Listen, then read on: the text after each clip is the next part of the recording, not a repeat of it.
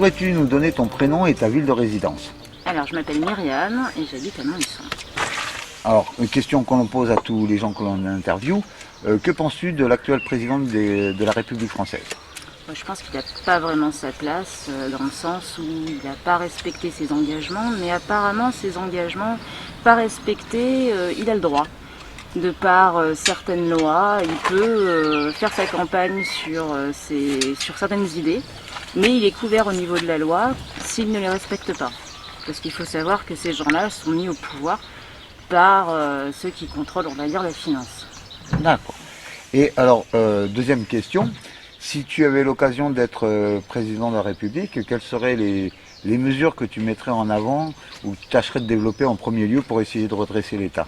Alors, j'aimerais pas être à sa place, je ne prendrais pas sa place et j'irais plus sur quelque chose d'un peu plus linéaire, qui soit vraiment d'intérêt commun et non pas sur ce système pyramidal qui sert toujours les mêmes personnes en fait.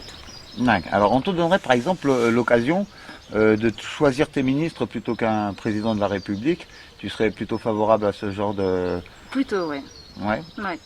Et tu le verrais un peu, quelles seraient tes idées au niveau de la mise en place d'un tel système?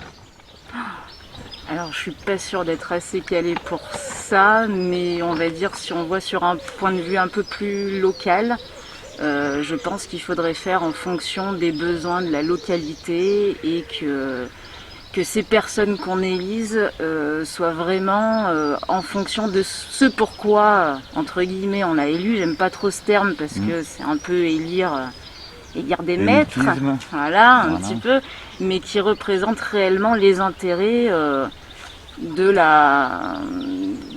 ce qui est déterminé pour cette personne-là. Et si elle ne le respecte pas, et qu'on lui dise au revoir tout simplement. Qu'on ait le droit de la révoquer. Tout à fait.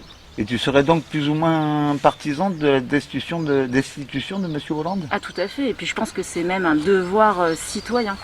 C'est un devoir citoyen. Il n'a absolument pas respecté les droits fondamentaux, tout simplement.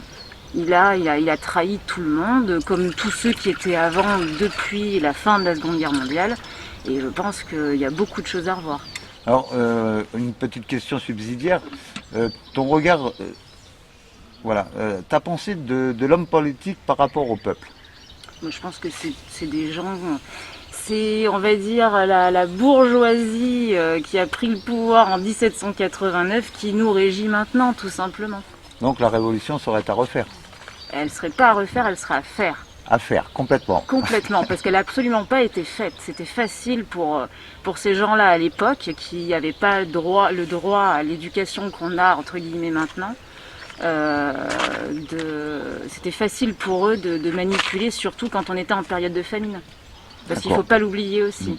Et quand les gens ont faim, c'est beaucoup plus facile de les mettre en colère et puis de les pousser dans le sens qu'on veut, surtout quand en plus ils ne sont pas, entre guillemets, assez cultivés.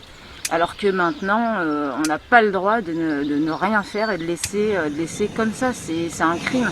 Les gens qui laissent faire ça, c'est un crime.